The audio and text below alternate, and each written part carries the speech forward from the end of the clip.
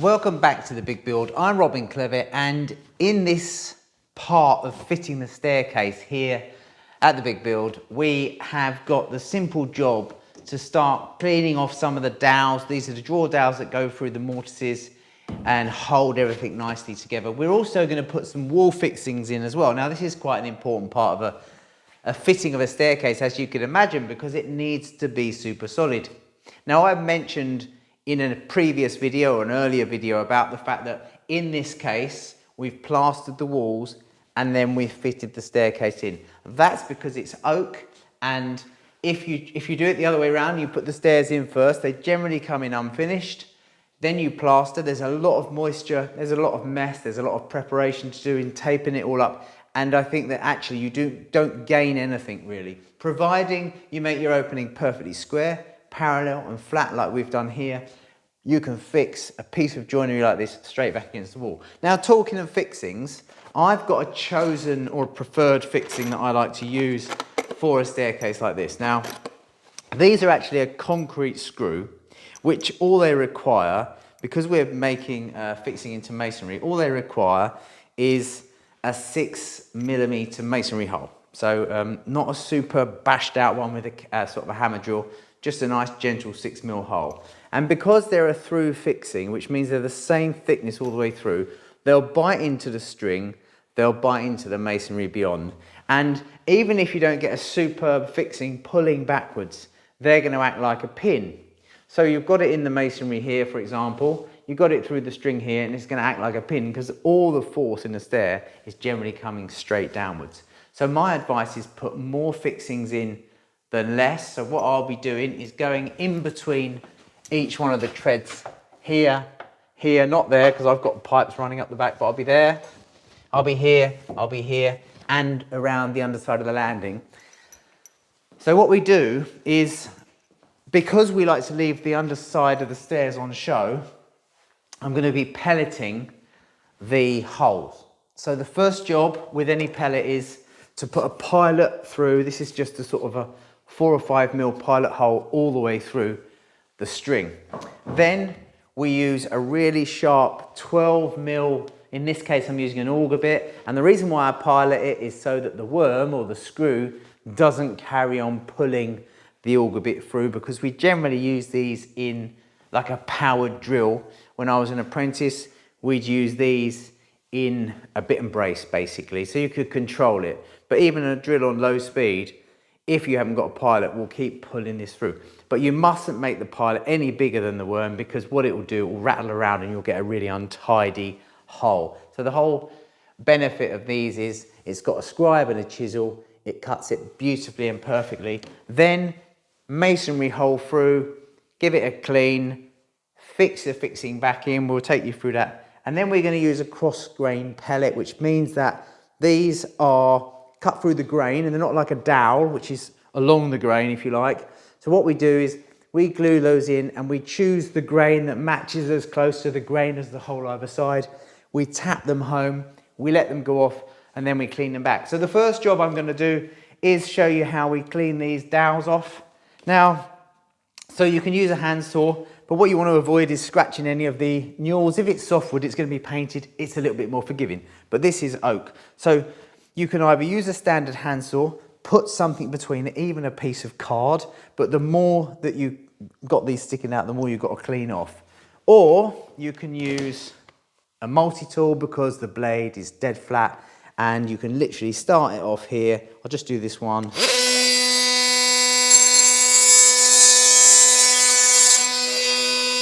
And you can take it back. Now, then once you've taken it back, you might want to use a small plane or a chisel. And you'll then just clean up any excess with the plane. And then you might finish that off with a rub down, but you'd get all 4 done first. So if we do a close-up of that, and then we'll do some drilling on that string and show you how we fix them. So I'm going to do it 2 ways. First of all, I'll do it by hand. So I'm literally going to get as close as I physically can without marking, obviously, the newel. We'll set that off. And then just go nice and easy as you come through, because you don't want it to split or break. Now these oak dowels are fairly hard, so what you want to do is make sure that you take off the maximum you can get off, because cleaning them back is a struggle. Even with a really sharp plane, you know, you've got to really do some work on them. And also keep an eye on them, because if you've got too much off as you're planing, they'll break, and they can break further back in the hole. So here we go, we just clean those back, and we want to just go nice and steady. You can feel when you're there.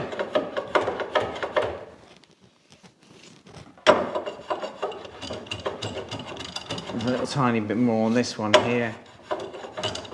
And then what we can do then is use the multi-tool on this side. So obviously I might just ease the speed down a bit on this. We'll start nice and flat. I'm just going to lean it off a tiny bit.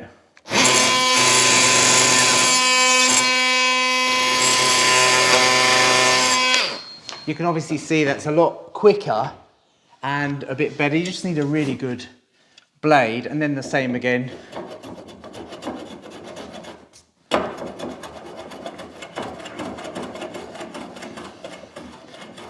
I've got my plane set really, really fine and super sharp. And once you're at that stage, using a sander, get the dust extraction on it, as I'm so close and I haven't got a mask on.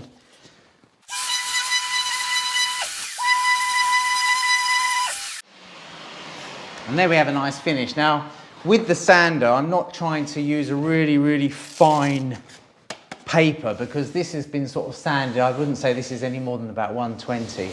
Because if you sand locally and you keep sanding, when you put oil or a finish on, you can see the difference. So you want to sand it in and out. You want to take it up a bit and down a bit, or even just quickly whiz over the whole face of the newels. So that's how we did it before. Now, some years ago, when I was an apprentice, let me just try and get this rubbed up here. We used to use a chisel as well. Much easier with softwood dowels, really not so easy with hardwood dowels. So the same rule would apply. You know, you'd set out by to take off a little bit of the dowel. So I'll leave a little bit more on. Now with a sharp chisel, for example, and a hammer or a mallet, I've got a rubber hammer here. So basically you can just go all the way around it. Just put a little seam all the way around it like this.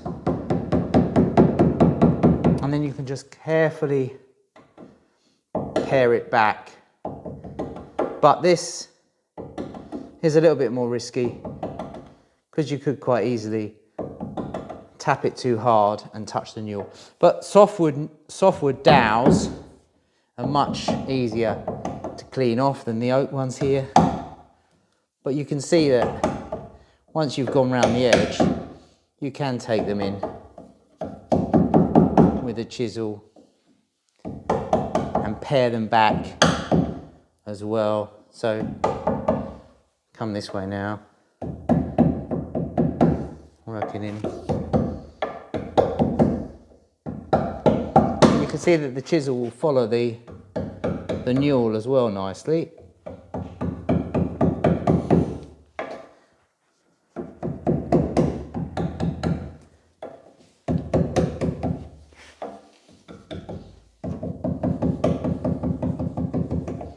And so then you can actually use the chisel on the flat and just ease it off and polish it up like that.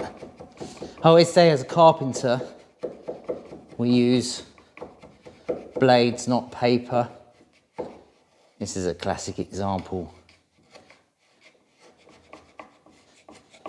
And then you can just use the flat of the chisel to make it super smooth. But this is probably the most difficult way of doing it, But you can see how nice and shiny that is. Tiny little rub up. So that's basically how we go around doing our dowels. You can see that I've done a few over here. There's dowels everywhere on a staircase like this. There's lots of joints, lots of mortises and tenons. So I'm going to fix the string through underneath the stairs. Now, because we leave the stairs open quite a lot of the time, especially in a cupboard like this, and we don't have fire regulation issues because we're only one more story up on top of here, I'm going to fix them through here. And I'm going to avoid here. I've got some pipes, so I won't put a fixing here. I've got some cables here, but they travel up there, so I can probably get one in there, no problem. So I'm going to fix it here, here, here, and against the top there. Now, I know it doesn't really matter, but what I want to do is I want to get the fixing in the same point. So I've just got a small square piece of material. I'm going to pop a pilot hole through that. I'll just use that every time to mark it. So I want one here. I want one just here. So I'm not putting pencil marks anywhere, and I can get them all exactly the same. So I want to make a pilot hole through the string. And the reason why I make a pilot hole is purely so my auger bit doesn't race through the work, because we only need this to go in about 1/3 of the thickness of the string, so a counter bore, so that it hides the head of the fixing. Keep the drill on fairly low speed for this, and then the pilot will obviously keep us nice and straight,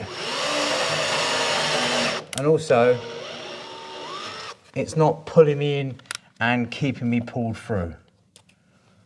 Let's go again. Perfect amount. Let's do the lower ones.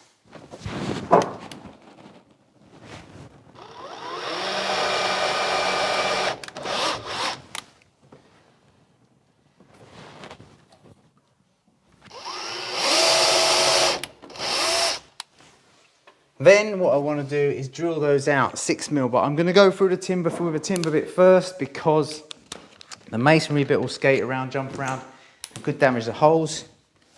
So let's put this through first.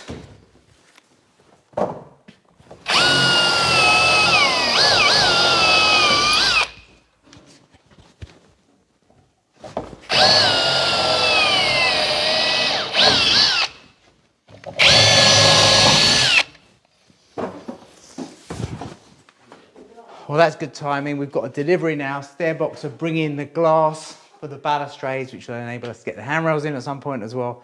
Let's go and get that unloaded quickly.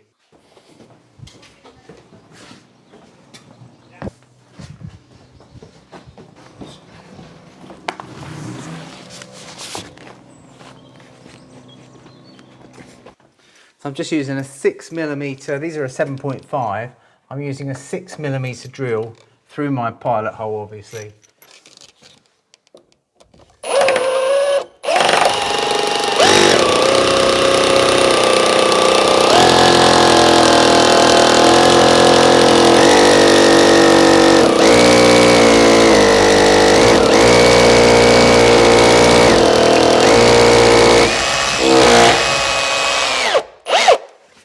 Give that a little blow. Now, we're going to carefully turn these in. What you don't want to do is over tighten these, but the good thing is they are gripping everything. They're going to grip this, and it's going to basically bite through everything and hold everything nice and secure. Even if you've got a little bit of packing here, you don't want to pull it all up too tight.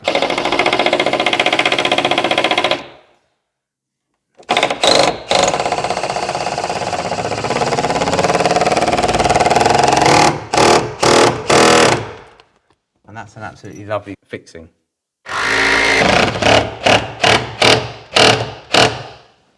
So to fill the holes, we actually use a cross grain pellet, which actually means that they're actually through the grain, so it's in exactly the same fashion as that. And what we actually do is we line up the grain with the grain, and we glue these in, we tap them in, glue them in, and then we clean them off afterwards. So I'll just give you that. So what I like to do sometimes is reduce the bottom so they're a little bit tighter. So I'll take a little bit off the bottom of these. Now we get a whole box, and sometimes, you know, you can pare them back really easily, like this one here.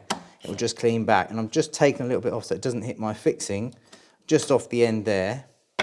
Then I'll use a spot of glue. We want to pop a bit of glue on it, and the idea is that that glue, as we put it in, we want to keep an eye on the grain, which way the grain's going. We just want to turn that right round the hole. So the grain is going this way, obviously, the same as the stringer. And we just give that little tap, doesn't need a lot, even with the end of a chisel. And we'll leave that to go off. Let's get the next one done. So we'll take another pellet off there. There we go. And that one will go in here. So a bit of glue on that one. So try and dry first. Make sure that you've got enough off to miss your fixing. Here we go. A little bit of glue. Line it all up. Get the grain in the right direction. Perfect. Give that a little tap. Use this now. Let that go off. To clean them off, obviously, you just start by knocking it back. Now, as you knock it off first, you'll see if it breaks the wrong way. If it does, turn the chisel around and clean it off the other way. But this is all right. It's breaking in the right direction. And then you can basically just work it back. And as long as it's gone off and it's nice and tight, then that'll be absolutely perfect. And you want to take it so far, and then we can clean that off with a small plane. A little bit of a sand up.